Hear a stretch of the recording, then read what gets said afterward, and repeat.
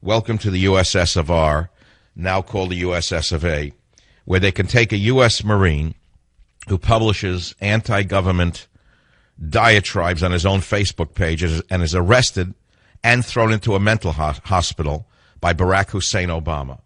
This is what it's come down to, and most of you are so dumb, you have no idea that we're sinking into the USS of R.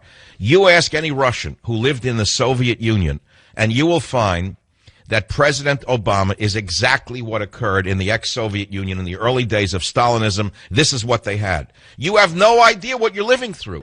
People lived behind an iron curtain, and everything that they knew came to them from the government. All information that they received was from the government.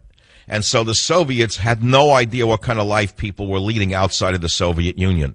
They didn't even know that there were tomatoes in stores.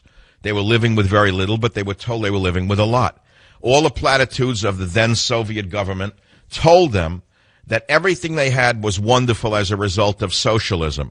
And the Soviet citizens, not knowing what was going on outside of them, because of the liberal, progressive, communist regime that was running the Soviet Union, had no idea what reality actually was. Through the late 1950s, your liberal newspapers in America ignored and buried stories about work prison camps in the Soviet Union.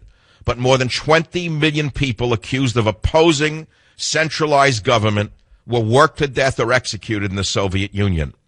Now, we are seeing the beginning of this. We're seeing the infancy of it in the United States of America. If the U.S. government can snatch a Marine off the streets simply for having posted anti-government feelings on his own Facebook page, then we are living in the ex-Soviet Union.